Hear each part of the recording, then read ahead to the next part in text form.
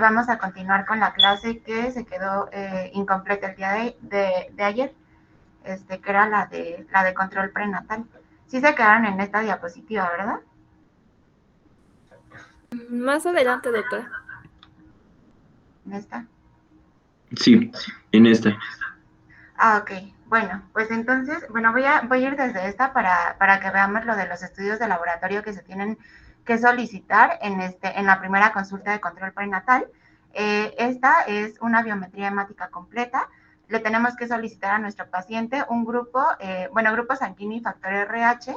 En todas aquellas pacientes que sean RH negativo, hay que solicitar un CUMS indirecto, que es el que se le realiza a ella, y al bebé se le realiza el CUMS directo. Glucosa en ayuno y postprandial, creatinina y ácido úrico. Esto está dentro de la química sanguínea. También hay que realizar examen general de orina, ahorita vamos a hablar un poquito más de eso, y las pruebas de tamizaje para HIV y sífilis, que se tiene que realizar antes de las primeras 12 semanas de gestación. Ahora, ¿por qué creen que sea importante que nosotros le solicitemos un examen general de orina o que le solicitemos urocultivos o cultivos cervicovaginales a nuestras pacientes en la primera consulta de control prenatal? Porque es muy factible que las mujeres embarazadas tengan infecciones. Ajá. Y eso, bueno, o sea, sí, pero ¿qué nos puede ayudar a prevenir o qué podemos hacer nosotros si detectamos una infección de vías urinarias o una cervicovaginitis? Se tiene que prevenir porque esta puede inducir el trabajo de parto. Exactamente. Entonces, si nosotros solicitamos examen general de orina, urocultivos y cultivos cervicovaginales, lo que podemos son hacer intervenciones, ¿no? Podemos dar manejo para el proceso infeccioso y prevenir exactamente que haya amenazas de parto pretérmino, que es una de las principales causas de este padecimiento. Entonces, hay que realizar tamizaje en estas pacientes, solicitar examen general de orina entre las 12 y las 16 semanas de gestación, y posteriormente hay que realizar un seguimiento a las 18 y 20 semanas. Hay otro seguimiento entre las 32 y las 34 semanas de gestación, y también hay que solicitarles el cultivo cérvico-vaginal. Esos son como los laboratorios que se piden, por así decirlo, de rutina en todas las embarazadas. Pero igual ayer ya platicamos que siempre hay que individualizar. ¿Qué otros estudios leyeron que se pueden solicitar en una cita de primera vez? ¿Y por qué pedirían esos estudios?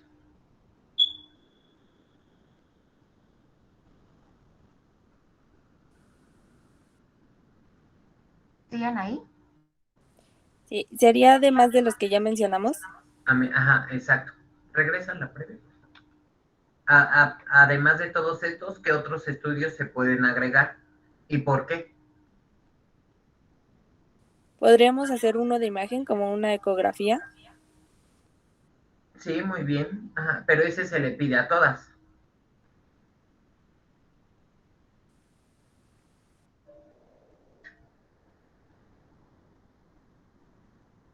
Hagan de cuenta que esos estudios son porque se individualizó el caso y se le van a solicitar.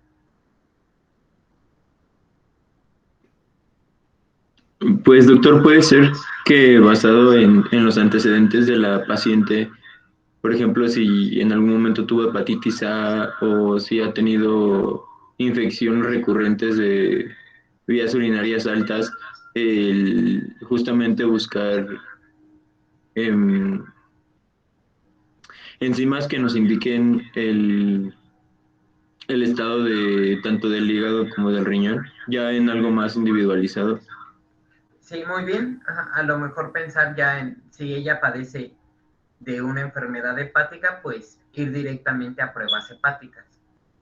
¿Qué Incluso otros? ya Ajá, individualizándolo, podríamos pedir un perfil tiroideo si la paciente tiene antecedentes de alguna patología. exacto, sí, muy bien. ¿Qué otro? También se le puede hacer un cribado, doctor, para descartar, por ejemplo, si el feto tiene riesgos, por ejemplo, de una anomalía cromosómica como síndrome de Down o algún problema morfológico. ese se le hace a todas las pacientes, a todas, porque todas las mamás tienen derecho a saber si su bebé tiene síndrome de Down.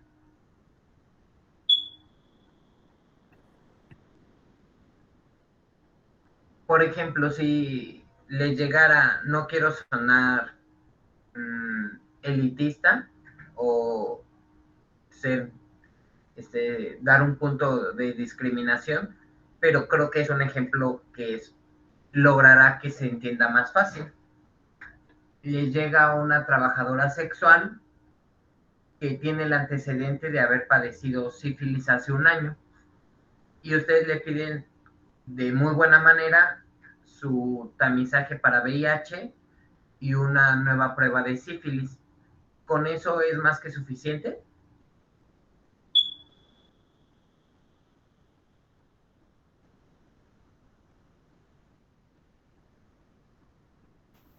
No, sí se tendría que checar pues más enfermedades de transmisión sexual. ¿Cómo cuáles? BPH, Ajá, virus del papiloma, ajá, muy bien. Es pedir un Papa Nicolau o ya específicamente otras cosas, pero muy bien, BPH.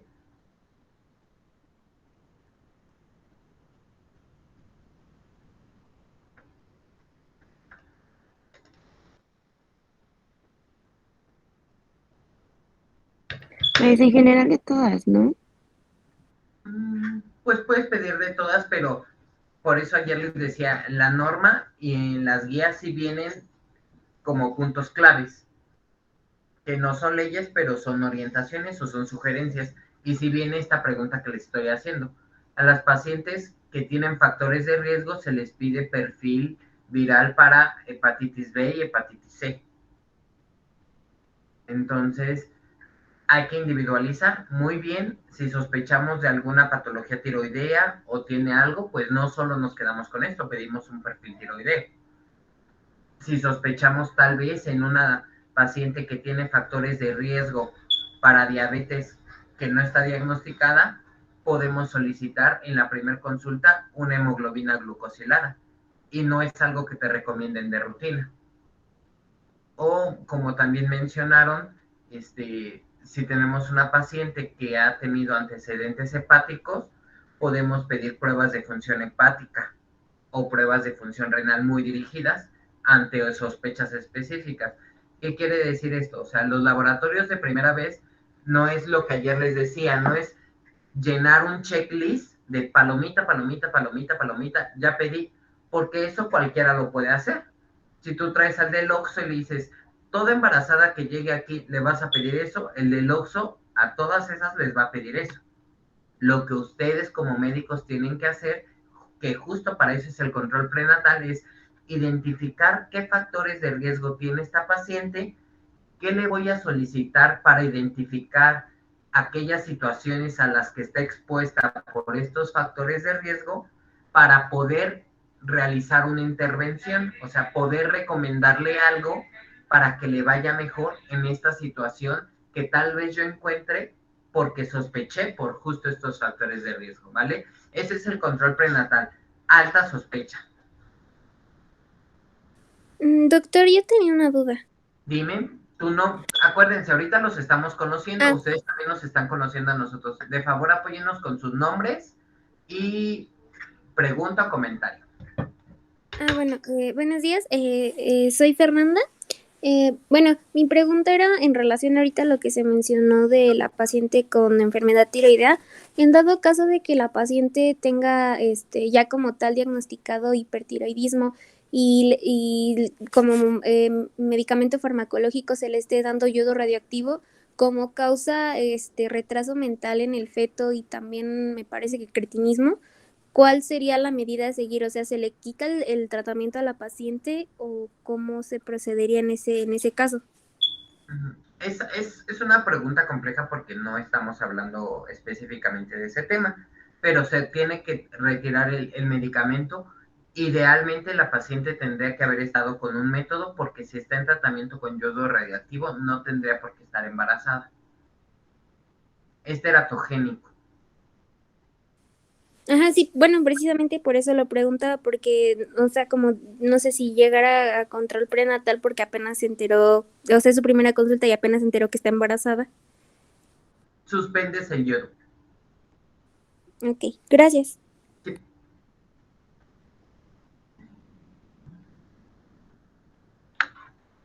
Y bueno, también durante el control prenatal se tiene que realizar tamizaje para diabetes gestacional en todas nuestras pacientes. Este se realiza entre las 24 y las 28 semanas de gestación. ¿Ustedes qué entienden por tamizaje? Es el descarte dentro de... lo siento, adelante. ¿Cómo? ¿Perdón?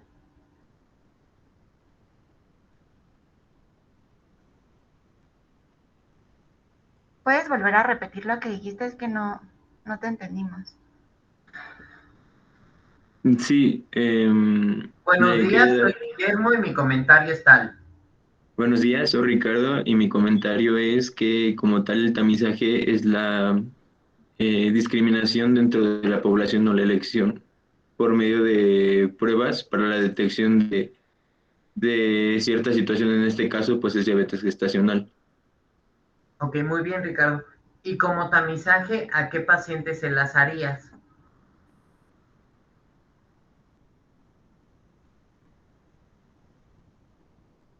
A todas las que lleguen a control prenatal. Perfecto, muy bien, muy buena respuesta. Como tamizaje, al ser universal, se le tiene que realizar a todas, ¿vale? Muy bien, muy bien. Bueno, y el que nosotros podamos realizar tamizajes, nos va a permitir que nosotros podamos realizar intervenciones tempranas en nuestra paciente para que podamos prevenir el desarrollo de ciertas enfermedades. Entonces, para eso nos sirve este tamizaje de diabetes gestacional. Se realiza entre las 24 y las 28 semanas de gestación y se realiza con una curva de tolerancia a la glucosa. Esta hay de 1 y de 2 pasos. El que se utiliza con mayor frecuencia y el que se ejemplificó aquí es el de un paso.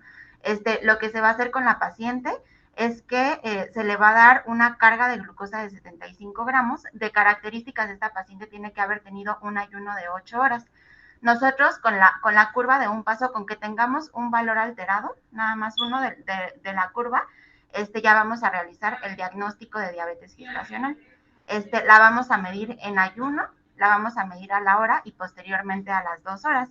Si se realiza la medición en ayuno y es mayor a 92 miligramos por decilitro, eso ya es diagnóstico de diabetes gestacional. Si realizamos la medición en una hora y es mayor a 180 miligramos por decilitro, es diagnóstico. Y si es mayor a 2 horas, se realiza la medición posterior a las 2 horas y es mayor a 153 miligramos por decilitro, también se considera diagnóstico. Si a ustedes les llega una paciente y tiene una curva que en ayuno tiene 92, a la hora tiene 140 y a las 2 horas tiene 120, ¿ustedes qué consideran de esa curva? ¿Hacen diagnóstico, no hacen diagnóstico o qué es lo que piensan?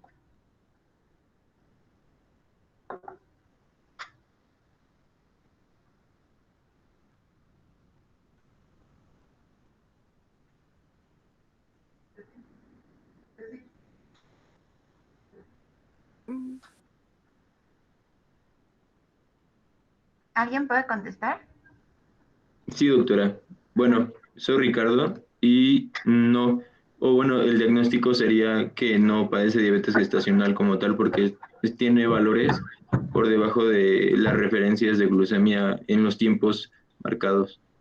Pero en ayuno tuviste 92. Y está Eso justo no en el lo límite, ¿verdad? diagnosticas.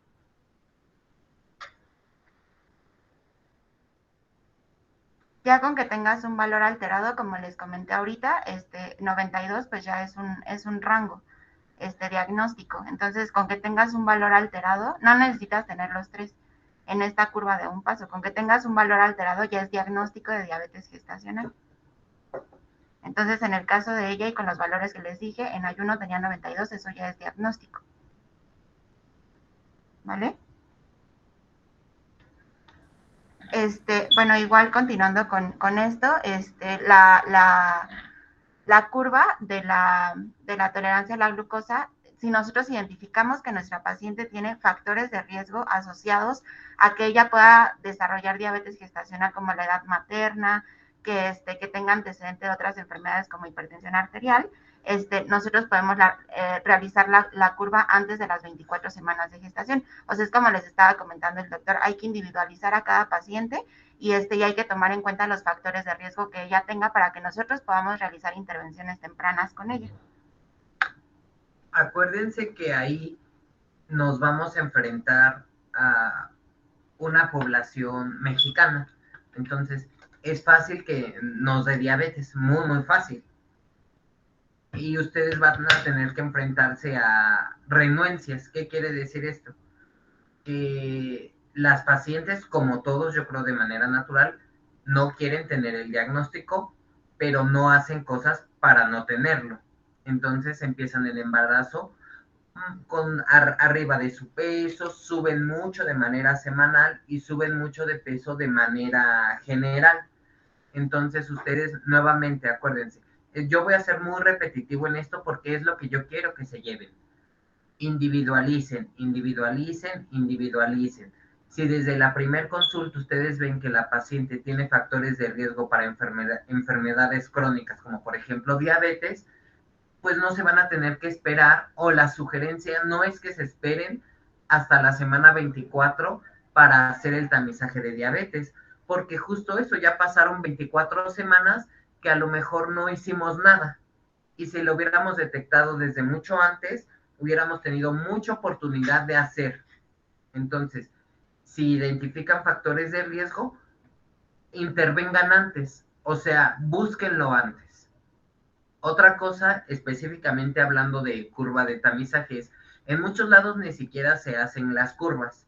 Actualmente ya se empieza a hacer de manera universal, ya en muchos lados la hacen, pero en muchos lados nos conformamos o se conforman con hacer la curva solo entre la semana 24 y 28. Sale negativa y la paciente no se clasifica, pero a la semana 38 la paciente llega, tiene un bebé de 3 kilos 800 y nos dice que ella en todo el embarazo subió 27 kilos. Entonces, dejamos en el limbo a esa paciente, porque sí, efectivamente a la semana 24 y 28 tuvo la curva negativa, pero acuérdense que todas las pruebas de tamizaje son solo una fotografía. ¿Qué quiere decir eso? Que solo van a captar justo el momento en el que se hizo la prueba.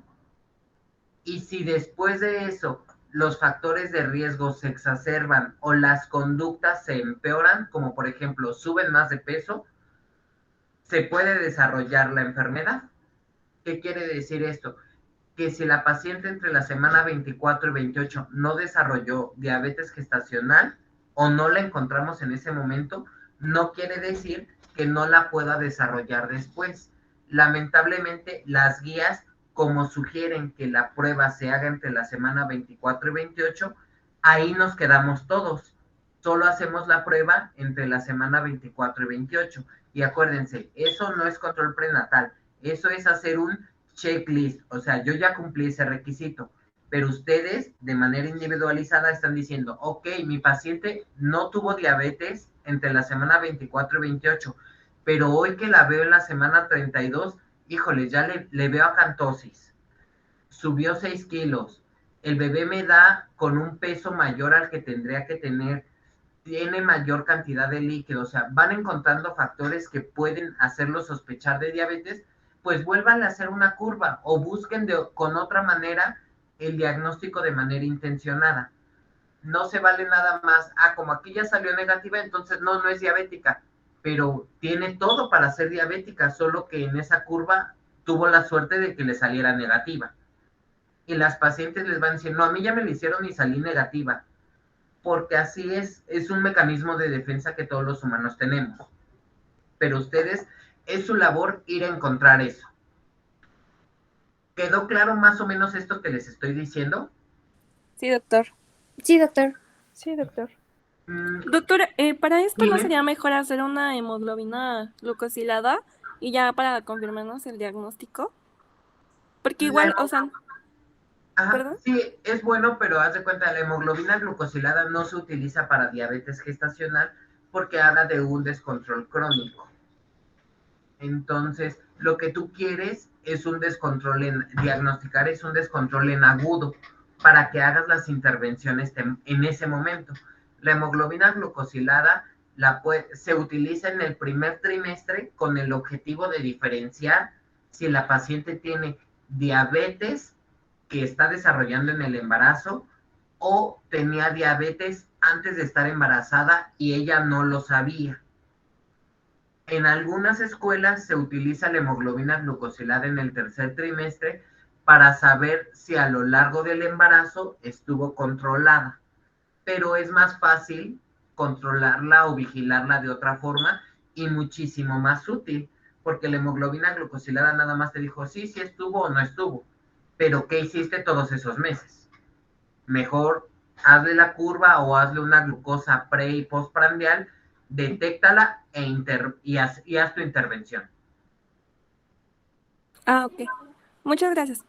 Sí, no hay de qué. Buena pregunta. Acuérdense, mi nombre es tal y mi pregunta es tal.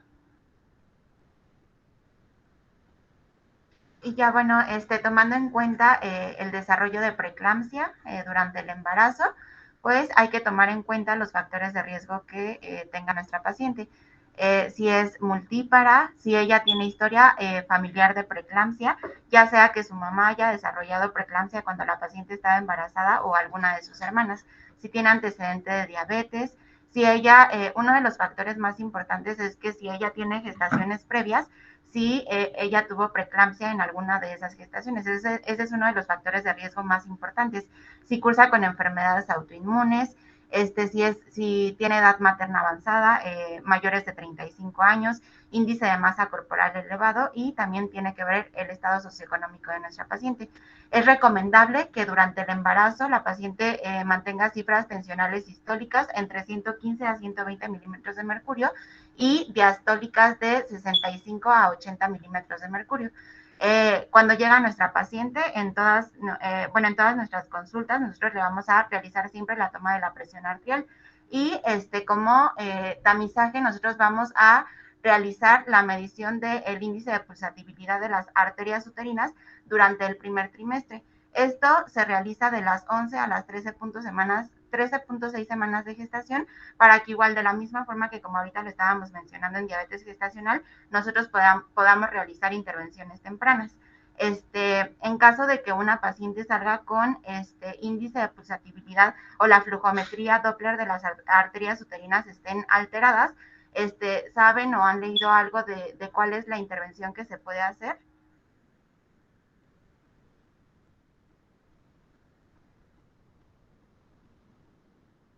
¿Sí saben qué es la preeclampsia?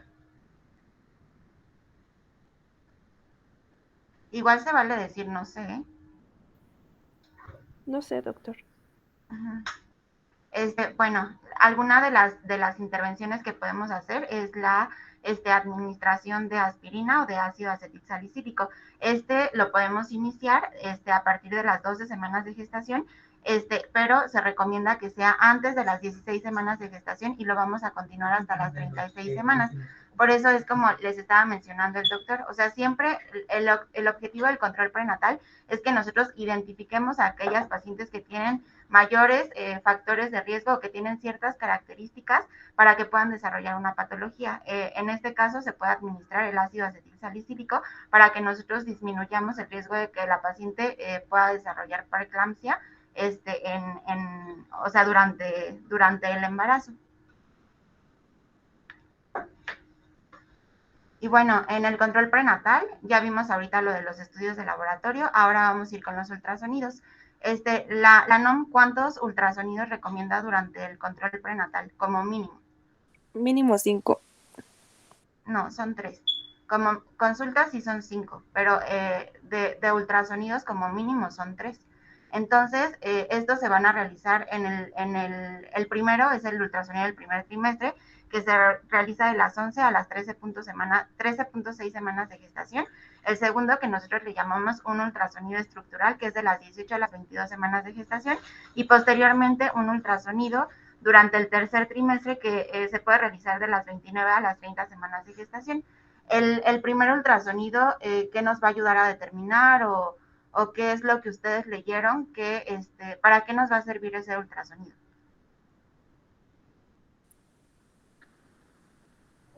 Pues va a servir para identificar al feto o a los fetos que pueden estar. También la vivencia, no sé cómo explicar eso, y pues cómo va creciendo. Ujú.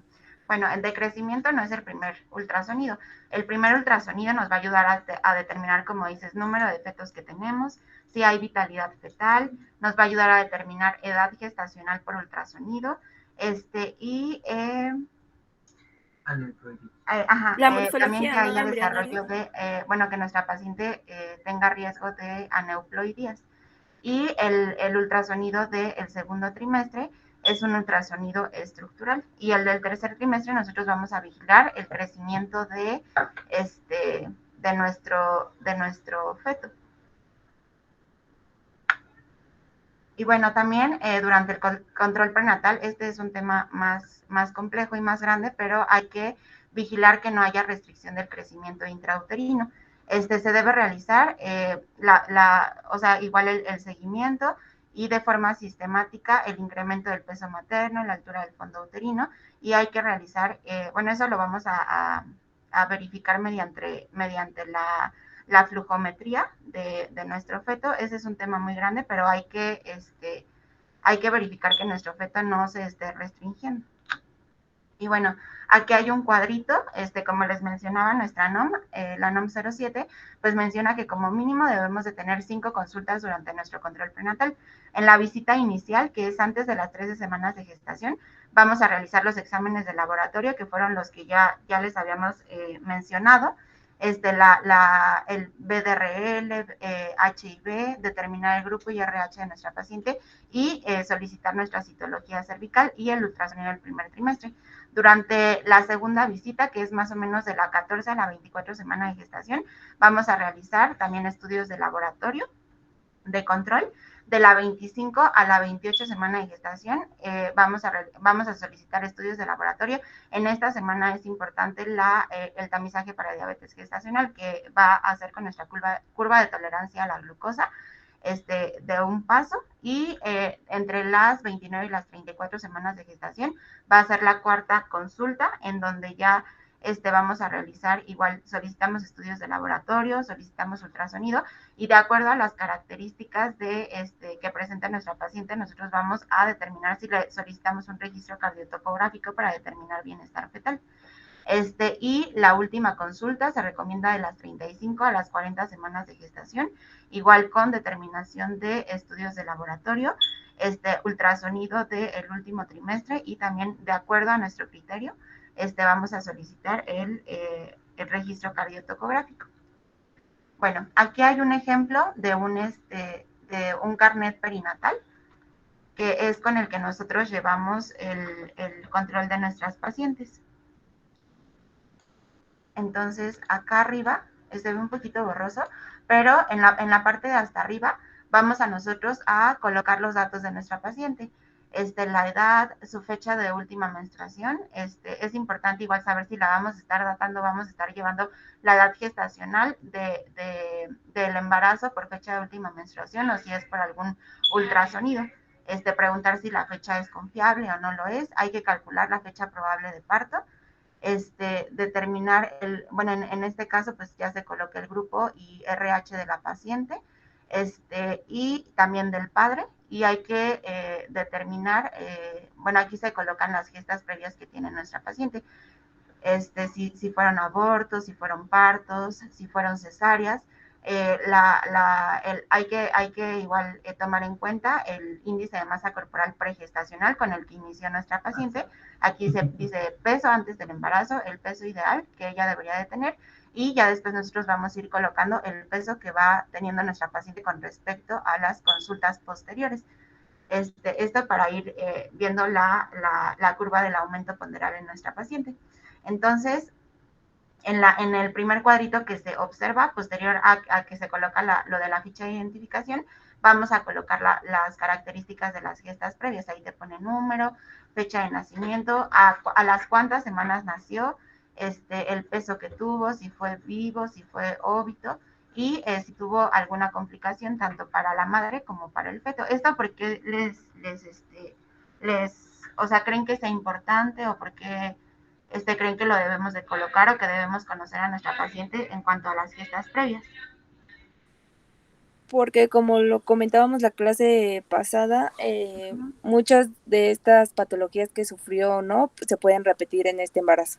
Exactamente, ese es justo el punto. La patología se puede repetir, o sea, si ella ya había cursado con diabetes gestacional, probablemente, no quiere decir que lo vaya a presentar, pero probablemente va a tener también diabetes gestacional en el embarazo que está cursando la paciente.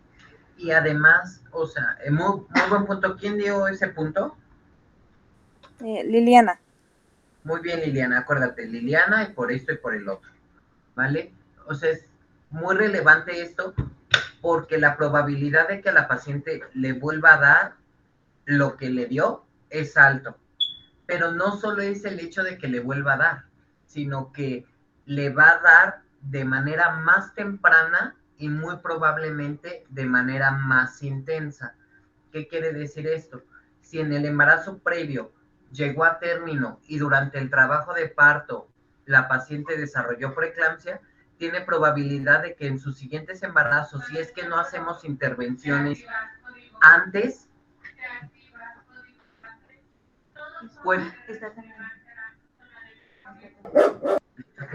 ¿Está temblando? ¿Por qué está sonando la alerta? Compañeros, creo que está temblando acá, está sonando la alerta. Vamos a ir a una zona segura y continuamos.